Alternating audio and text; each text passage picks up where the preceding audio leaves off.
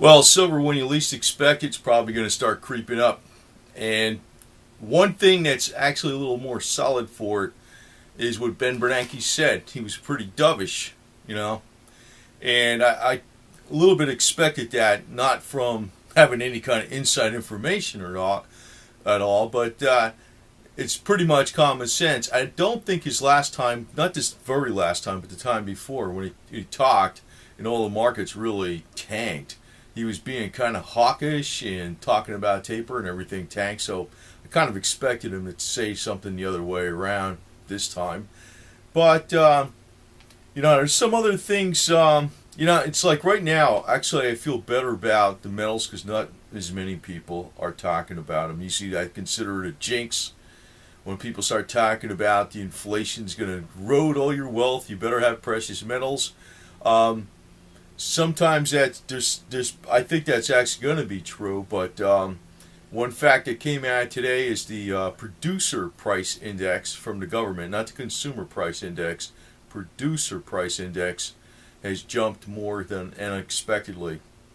So that's pretty much your commodities, so things that people actually use. Because the consumer price index actually is not counting food and energy. Producer price index may be counting some of those items too. So it's a better indication of what's going on.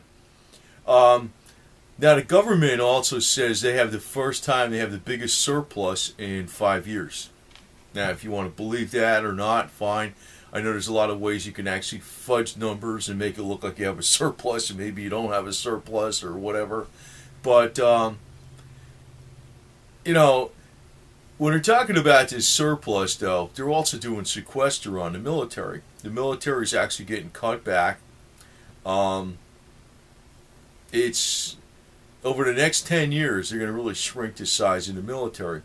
But, I wonder about sometimes where that money really went to, because you remember back when they had 911, they had that investigation with the $9 trillion, like they couldn't find it, or whatever the hell it was, and then whether they were doing the investigation on it in the Pentagon, that was the place that got struck by the plane/cruise missile, or whatever the hell it was. I don't really deal in conspiracies. I deal in facts, but I guess there was a couple observations. I really don't see there was no plane on the ground there when it happened. But, it looks like probably a lot of money was funneled into black operations and different things in the military that we maybe will not know about at all or ever know about. Who knows? But supposedly they're cutting back on the military and they're balancing the budget better now. They're going to have a little bit of a surplus. That's what's been said. And, I know there's a lot of different ways you can fudge those numbers. Now, one of the reasons gold would go up is because of expectations that the government can't meet its obligations. Well, that's an indication right there that, they will meet their obligations. But, the other way that the government won't meet its obligations is if they raise interest rates. And Bernanke has made it very, very, very clear they will keep interest rates near zero as possible. Because, that was one of the signs out there why things were starting to tank. They thought maybe their interest rates were going to raise. But no, because the reason they thought that was because they were talking about unemployment being at 6.5%. They might start talking about taper, but that has nothing to do with the interest rates per se. So, what I expect is basically the unexpected. It's like when nobody's looking, things are going to start creeping up, and before you know it, it's going to be back up where it was before and maybe, going further. I always say, though, that the situation in the Middle East is really what can drive things way to hell up. It's a wild card.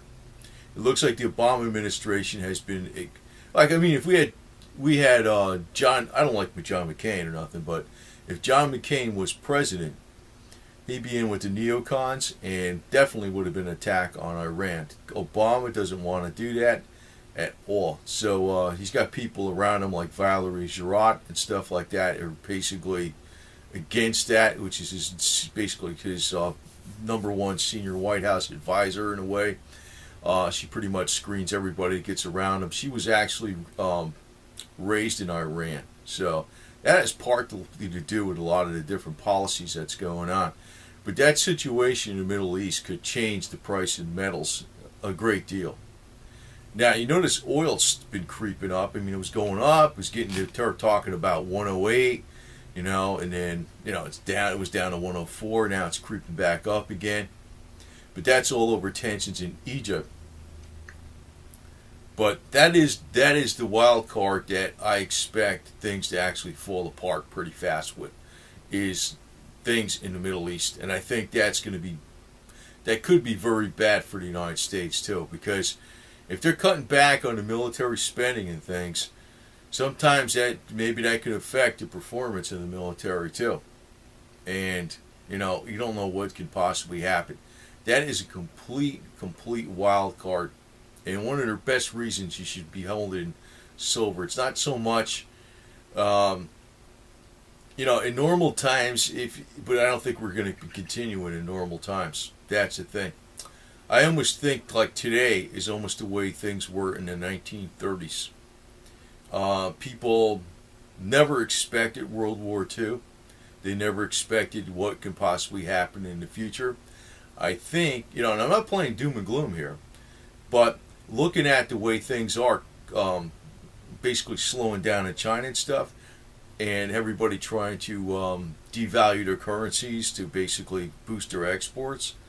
The next step is basically a fight over resources. Get them as cheap as possible and that type of stuff. So, we could very slowly, not that it's going to happen right away, but we could be very slowly moving into, the global warfare thing that people have always been hyping all these years.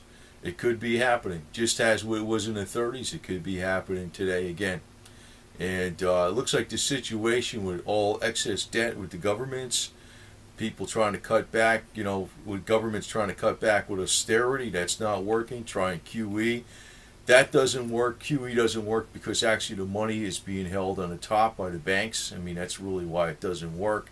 If QE was put into building windmill farms or something, or even if it wasn't the best idea, it was actually put into something that was going into a public works project that would benefit all people, it probably would be okay. But basically it's just being held by the top richest banks in the world. That's really what goes on.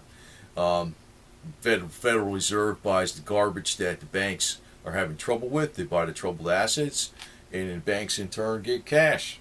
That's what's going on. But just remember again, though, that scenario can't go on forever, because at one point in time, these banks, the top banks, they're so flush with cash that at one point in time, that cash is not going to be just constantly held. It's going to actually have an outlet. So, I personally think, though, that the game in the long run with the central banks, when they start, like in other words, in the long run, after gold starts going up, the main buyers of that are probably going to be the people themselves. And that's where you see all the hypers out there left and right telling you, better buy gold.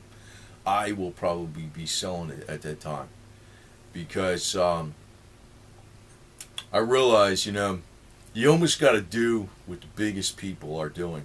If the central banks right now are buying gold, I mean, you're not going to buy gold, you're going to buy silver. You should be buying silver. And it's going to take a little while, but it's not going to take like a decade. That's the thing. I think there's going to be some real surprises coming up, even in the Obama administration. And we might not hit the ultimate price for the metals in the Obama administration, but it might be very shortly thereafter, like it could be 2018, or maybe it could be at the very end of his administration in 2017, when we see the ultimate height in the metals. I think that's going to be a fairly good estimate. And I think what's actually going to play out along with that is things that are going on in the Middle East. The situation is always brewing beneath the scene. Sometimes it's in the news and sometimes it's not. But all the scare stories you heard over the last several years, they're still there. They're still in effect. So, things can change in a heartbeat, as they say. So just be prepared, and that is one of the main reasons you keep metals, is to be prepared for contingencies. So just keep that in mind more than anything. It's not exactly like your normal investment. So that's the one thing. It is really a preparation for outside contingencies.